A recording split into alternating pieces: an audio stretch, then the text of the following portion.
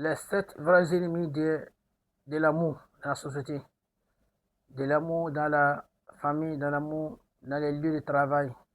Les 7 ennemis sont comme suivant. Alhamdulillah Rabbil Alamin. Wassalatu wassalamu ala Mustafa Muhammadin wa ala alihi wa sahbihi man tabi'ahum bi ihsan. Chers frères, chers sœurs, chers parents d'Islam, assalamu alaikum wa rahmatullahi wa barakatuh. Notre sujet que nous sommes en train d'aborder, c'est toujours les ennemis de l'amour dans notre société, dans notre pays, dans notre religion, dans la communauté. Ces ennemis, il y a ce qui revient beaucoup dans les paroles. La majorité, c'est les paroles qu'on prononce avec l'intention diabolique. Mais il y en a encore qui est encore plus grave. C'est envier quelqu'un. Envier quelqu'un, deux personnes qui sont amoureuses, ou une personne qui est amoureuse à son mari, ou un homme qui est amoureux à sa femme, ou dans la société, que ce soit s'il y a une cordialité convenable entre la société, entre les habitants d'une famille, ou d'une société, ou d'un pays. Il y a les gens qui pourraient être haineux, envieux de cette situation. Ça peut se faire que c'est entre une personne et sa femme. Les gens peuvent être envieux de ça. Ou bien entre une famille. Dans les familles, ils sont toujours ensemble. Et certains, ils se comprennent. Les gens qui peuvent être envieux. Ou entre une région, les cadres d'une région sont ensemble, ils s'aiment. Ils font tout ensemble.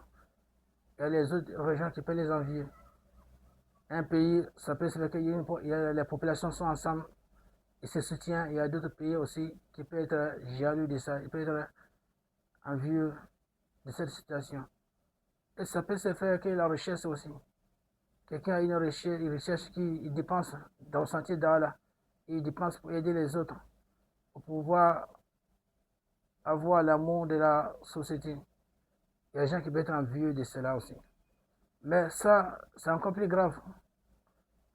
Quand quelqu'un il a cette sensation diabolique dans son cœur, quand quelqu'un il a cette pensée diabolique dans son cœur, il ne peut pas voir quelqu'un angélique devant lui. Non. Parce que le diable et les anges ne peuvent jamais s'entendre. Ce qui l'amène à détester toutes les actions,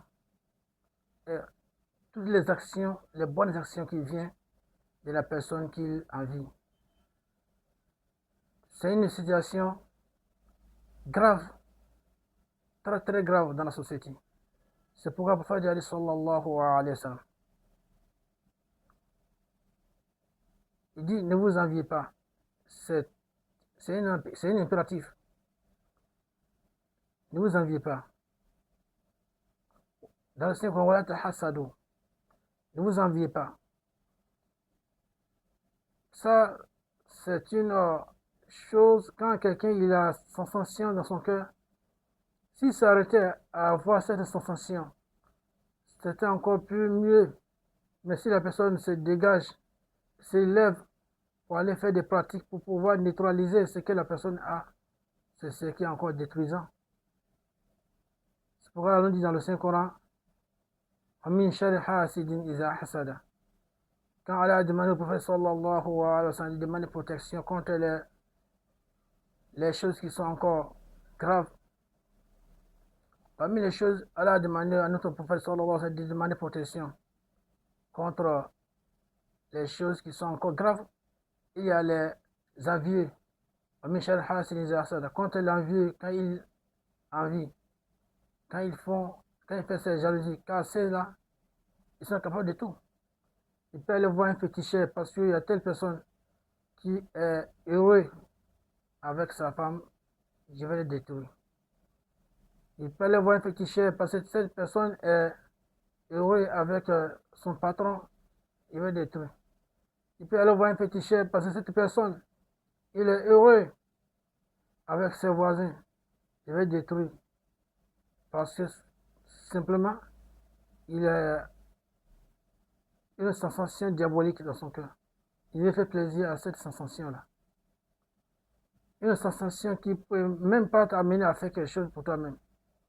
L'argent que tu vas dépenser pour détruire quelqu'un, si tu mettais ça à côté pour pouvoir te construire, l'argent que tu vas, le temps que tu vas penser à détruire quelqu'un, si tu pensais, tu utilisais tes temps-là pour penser comment il faut te construire. Mais cette idée diabolique, c'est la bassesse en question, c'est la bassesse.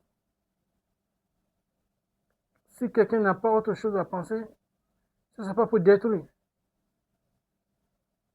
Oh, Allah subhanahu wa ta'ala dit, tout ce que nous, les humains, on fait, on détruit. Bien, on peut construire. Ce qu'on a fait, puis on détruit. Mais les humains, ce n'est pas un autre humain qui a construit un humain. C'est Allah subhanahu wa ta'ala, c'est une construction divine à nous les humains. Donc quand tu détruis un être humain, c'est comme si tu as détruit une construction divine. Et tu pourras attendre les conséquences. Quand tu essaies de détruire un être humain, c'est comme si tu veux détruire une construction divine, construction de Allah subhanahu wa ta'ala. Et que toi-même tu ne peux pas reconstruire. Quand tu détruis une personne, est-ce que tu peux reconstruire? Quand tu tues quelqu'un, tu peux le faire vivre. Quand tu blesses quelqu'un, ce que tu ne peux pas reconstruire, c'est que toi-même tu n'as pas construit, tu ne peux pas détruire.